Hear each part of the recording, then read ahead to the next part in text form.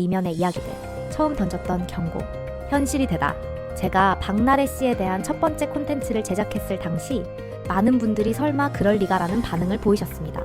그 영상에서 저는 우려 섞인 예측과 함께 분명히 말씀드렸습니다. 지금까지 보도된 내용은 빙산의 일각일 뿐이며 전체 이야기의 10분의 1도 드러나지 않았다고요. 그리고 시간이 흐른 지금 그 예측은 안타깝게도 현실이 되어가고 있습니다. 당시만 해도 일부에서는 악의적인 루머나 마녀 사냥으로 치부하려는 시선도 존재했습니다. 그러나 지금은 어떻습니까? 실제 피해자들의 증언, 그리고 취재 기자들이 확보한 자료, 이어지는 구체적인 정황들이 속속 드러나며 더 이상 단순한 루머나 오해로 보기 어려운 상황입니다. 이 사건은 이제 단순한 연예계 가십이 아니라 권력과 위계 속에서 벌어진 인권 침해와 진정성 부족의 민낯을 여실히 보여주는 사례가 되었습니다. 활동 중단 이후에도 멈추지 않는 폭로. 박나래 씨는 논란이 불거진 후 방송 활동을 전면 중단하고 자신이 출연하던 예능 프로그램에서도 모두 하차했습니다. 일부 팬들은 진심으로 반성하고 있기 때문에 자숙하려는 것이라며 그녀를 옹호했습니다. 그러나 문제는 그녀가 활동을 멈췄음에도 불구하고 폭로는 멈추지 않고 있다는 것입니다. 일반적으로 연예인들이 논란에 휩싸였을 때 일정 기간의 자숙을 통해 사태를 수습하려는 모습을 보여줍니다.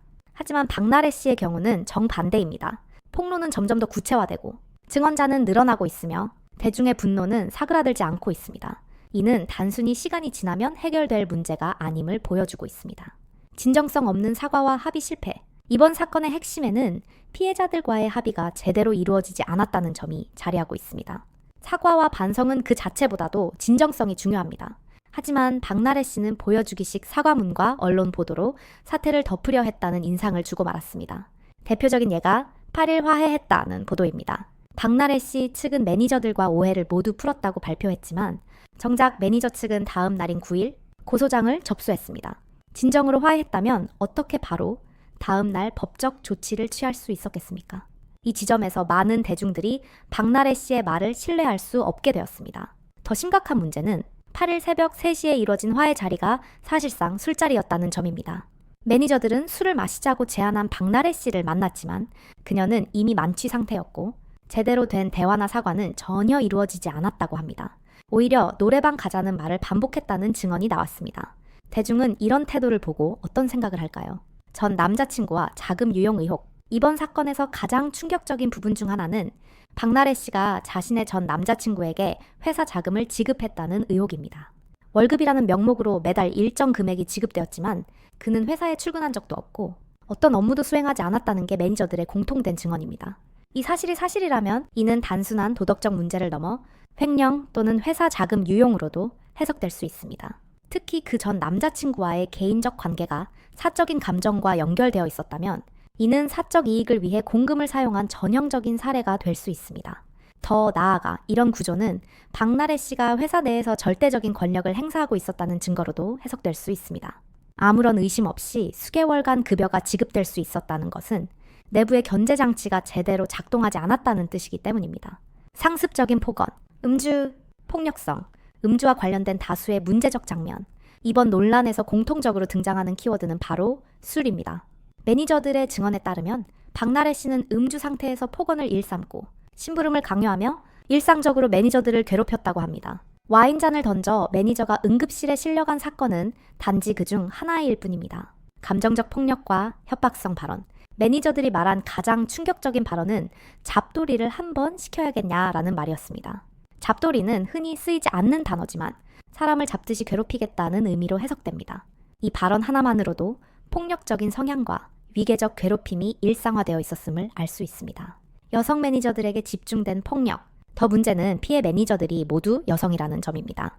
박나래 씨는 술을 마시지 않겠다는 여성 매니저에게 억지로 술을 마시게 하거나 마시지 않으면 감정적으로 압박을 가하고 때로는 노래방에 가자고 제안하며 업무 외적인 상황으로 몰아갔다고 합니다.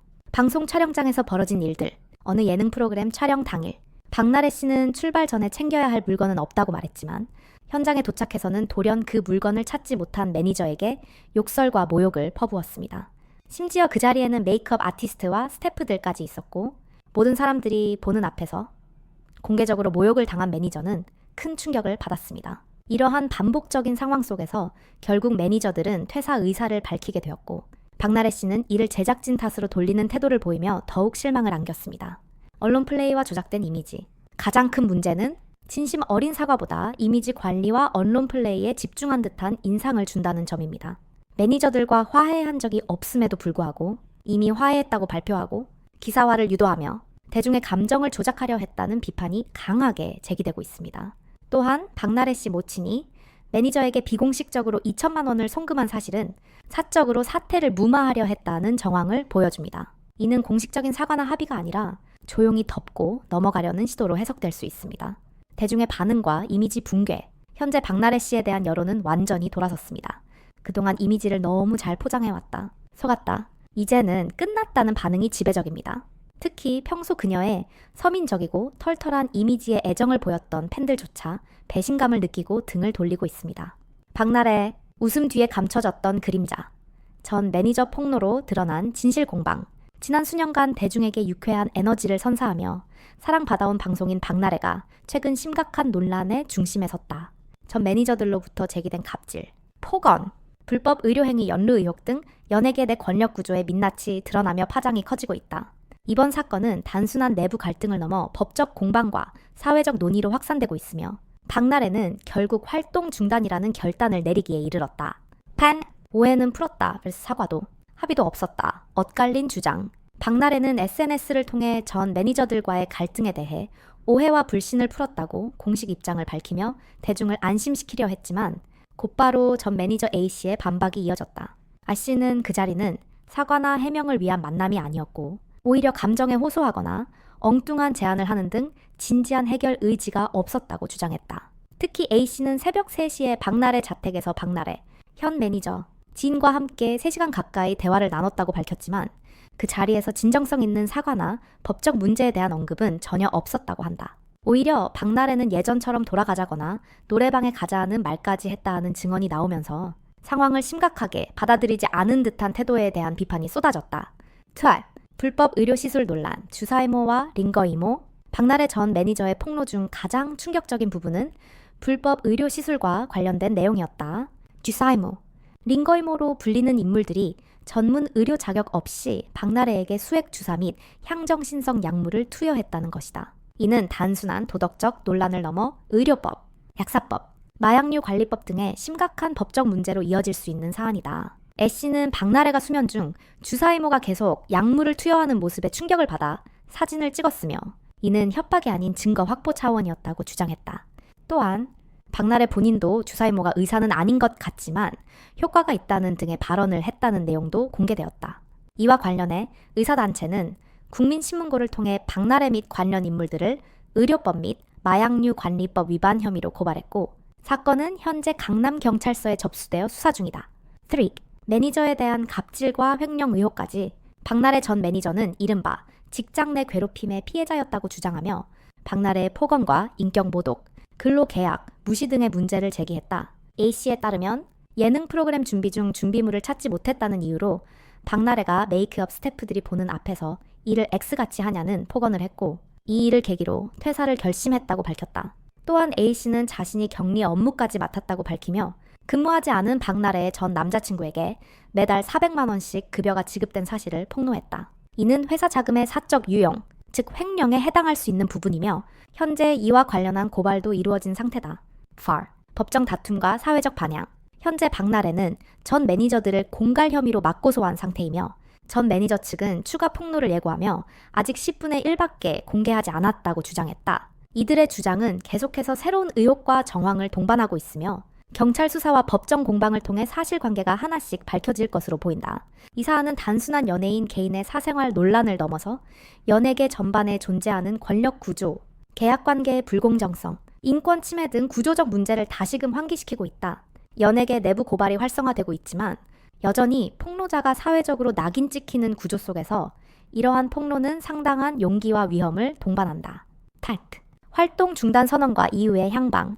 논란이 커지자 박나래는 모든 것이 깔끔하게 해결되기 전까지 방송 활동을 중단하겠다고 선언했다. 이에 따라 MBC 나 혼자 산다, TVN 놀라운 토요일 등에서 하차하였고 MBC 신규 예능 나도 신나는 제작 자체가 취소되었다. 박나래는 KBS 20년 밀기 공채 개그맨으로 데뷔해 특유의 밝은 이미지와 끼로 많은 예능 프로그램의 중심에 서왔다. 그러나 이번 사건을 계기로 이미지에 큰 타격을 입게 되었고 향후 연예계 복귀가 가능할지는 불투명한 상황이다.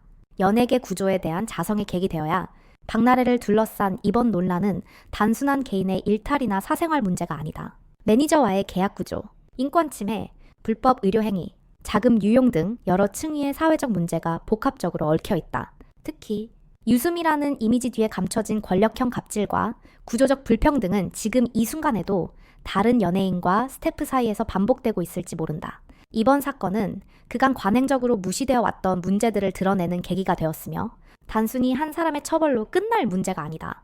연예계 전반의 구조 개선과 법적 도덕적 기준 확립이 절실히 요구된다.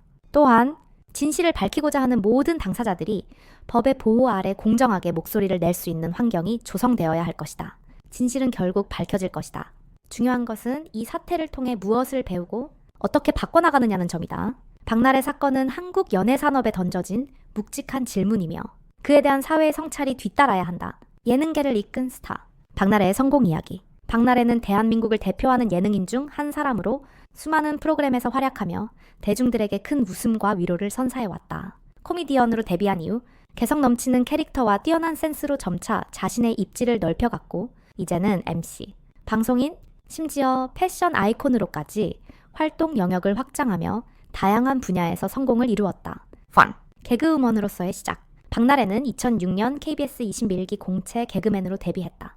데뷔 초는 큰 주목을 받지 못했지만 독특한 말투와 뻔뻔하면서도 유쾌한 캐릭터로 서서히 이름을 알리기 시작했다. 특히 개그 콘서트에서 활약하며 특유의 에너지와 솔직한 입담으로 대중의 관심을 끌었다. 예능계의 새로운 중심으로 떠오르다. 박나래가 본격적으로 주목받기 시작한 계기는 MBC 예능 프로그램 나 혼자 산다에서였다. 자취 생활을 솔직하게 공개하며 현실적이고 인간적인 매력으로 시청자들의 큰 공감을 얻었다. 나래바라는 콘셉트를 통해 유쾌하고 진정성 있는 모습을 보여주며 대세 예능인으로 자리 잡았다. 그녀는 단순히 출연제에 머무르지 않고 프로그램의 분위기를 이끄는 리더 역할을 훌륭하게 수행했다. 그 결과 2020년 MBC 방송연예대상에서 대상을 수상하며 여성 예능인으로서는 드문 쾌거를 이루었다. 다양한 방송에서 다재다능한 면모 발휘. 박나래는 단순히 웃음을 주는 코미디언이 아니라 여러 예능 프로그램에서 다재다능한 능력을 입증했다.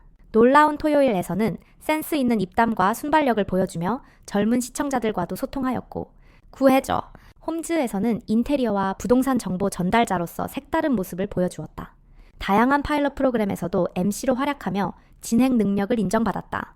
또한 그녀는 패션, 뷰티, 댄스 등 다방면에 도전하며 예능인 그 이상의 정체성을 만들어갔다. 나래바와 같은 개인 콘텐츠로도 팬들과 활발히 소통하며 트렌디한 이미지를 구축하였다.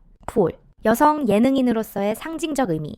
한국 예능계에서 여성이 대세가 되기란 결코 쉬운 일이 아니다. 그럼에도 불구하고 박나래는 여성 예능인으로서 독보적인 커리어를 쌓아왔다. 그녀는 유쾌한 에너지뿐만 아니라 깊이 있는 공감 능력, 팀워크, 자기 관리 능력 등을 통해 후배 여성 연예인들에게도 긍정적인 영향을 끼쳤다. 또한 박나래는 자신의 약점을 솔직하게 드러내고 그것을 오히려 웃음 코드로 승화시키는 능력으로 대중과의 심리적 거리를 좁히는 데 성공했다. 이런 점은 단순한 인기 이상의 호감도 높은 스타로 자리매김하게 해주었다. 끊임없는 도전과 진심이 만든 성공. 박나래의 성공은 하루아침에 이루어진 것이 아니다. 무대 뒤에서의 꾸준한 노력, 자신만의 색깔을 찾기 위한 고민, 그리고 수많은 도전을 통해 얻은 값진 결과였다. 그녀는 늘 자신을 낮추고 웃음을 주기 위해 최선을 다하는 자세를 유지해왔다. 지금까지 그녀가 걸어온 길은 많은 이들에게 용기와 희망을 주고 있으며 앞으로도 박나래가 어떤 모습으로 대중 앞에 서게 될지 기대가 모아진다. 진정한 예능인은 단순히 웃음을 주는 사람을 넘어 사람들의 마음에 울림을 주는 사람이다. 그런 의미에서 박나래는 한국 예능사에서 결코 빼놓을 수 없는 인물로 남을 것이다. 이렇게 해서 오늘 영상은 여기서 마무리하도록 하겠습니다. 긴 이야기 함께 해주셔서 진심으로 감사드립니다. 이번 영상이 여러분께 도움이 되었거나 생각해볼 만한 시간이 되셨다면 좋아요와 구독 버튼 꼭 부탁드릴게요. 여러분의 작은 클릭 하나가 저에게는 큰 힘이 됩니다. 앞으로도 더욱 깊이 있고 빠른 정보로 찾아뵐 수 있도록 최선을 다하겠습니다. 가장 빠른 소식을 놓치지 않으시려면 알림 설정도 잊지 마시고요. 그럼 저는 다음 영상에서